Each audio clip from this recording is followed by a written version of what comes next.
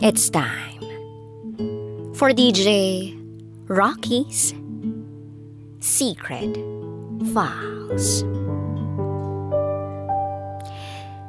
Hindi niya ako pinapakilala as girlfriend niya, kundi kaklase o tropa lang. Pero tinitiis ko kasi mahal ko eh. Mahal ko. Hello DJ Rocky. Ang sakit palang mawalay sa taong inaakala mong pangmatagalan na. Itago mo na lang ako sa pangalang Princess. Meron akong ex-boyfriend at naging kami for 3 years. Magkaibigan kami for almost 5 years. Buong college life namin, ang tawag ng lahat sa amin ay college couple. Kasi halos hindi kami mapaghiwalay eh. Kahit saan, magkasama kami. Siya yung savior ko, partner in crime ko, and best friend ko. Siya rin yung first boyfriend ko. But also, my greatest heartbreak. Marami na kaming naging problema sa parents niya, sa pagtatago niya ng relationship namin. Hindi niya ako may pagmalaki or pinagmalaki sa relatives niya. At hindi niya ako pinapakilala as girlfriend niya, kundi kaklase o tropa niya lang. Pero lahat ng yun, tiniis ko kasi mahal ko siya eh. Kahit na nasasaktan na ako. Ang dami naming pangarap after graduation.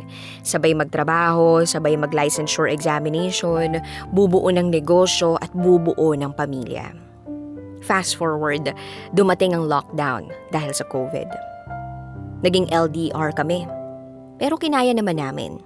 May tiwala kami sa isa't isa. Naging busy ako sa trabaho, naging busy siya sa church nila.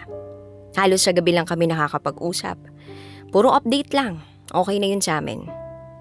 And by the way, Baptist siya, Catholic ako. Dumaan ng ilang buwan, bigla niya akong kinausap tungkol sa gusto niya na mag-Bible school. But he wanted to stop our relationship. Magba-Bible school siya, tapos gusto niyang ihinto na namin yung relasyon namin. So I asked him, bakit? Ganon ka na ba ka-busy para hindi na ako mabigyan ng time? Sinabi niya na hindi ako deserving para sa'yo. Ayos lang ba sa'yo na sa gabi lang kita nakakausap? Ayos lang naman sa akin yun eh. As long as tama at gusto niya yung ginagawa niya. Ganon ko siya sinusuportahan. Kaso simula nun, naging cold na siya palagi sa akin. Palagi ko siyang chini-cheer up. At ipinagpapatuloy namin yung relationship namin kahit pakiramdam ko. Binibitawan niya na ako. Lahat ng I love yous ko, wala akong natatanggap na reply. Tiniis ko yun for almost 3 weeks. Nung una ang reason niya is Bible school. Pero bigla siyang nagkaproblema sa family niya, kaya lalo siyang nagiging negative pagdating sa akin. Kaso dumating yung kinakatakutan ko. Before 3rd anniversary namin, tinapos na niya ang lahat.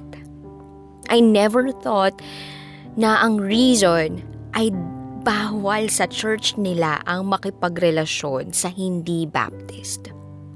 I always try to understand him.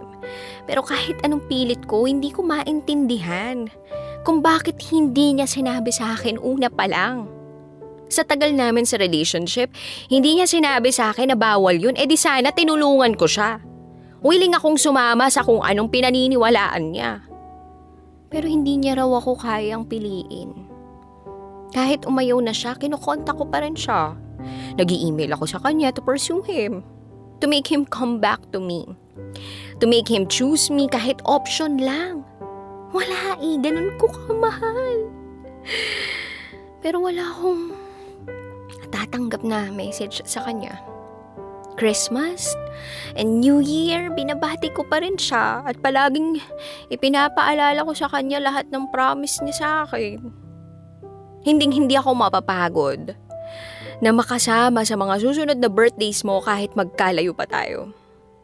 Palagi kong pinanghahawakan lahat ng sinabi niya sa mga love letters niya. Kaya mas pinupush ko na ma-win back siya. Nalaman ko na lang na nagme-ministry siya sa church nila. He said to me na, mahal kita, pero kailangan kitang isacrifice para magawa ko ang ministry ko. Our love was good, pero hindi pa right time eh. Ubus na ako, pero pinipilit ko pa rin siyang makuha ulit.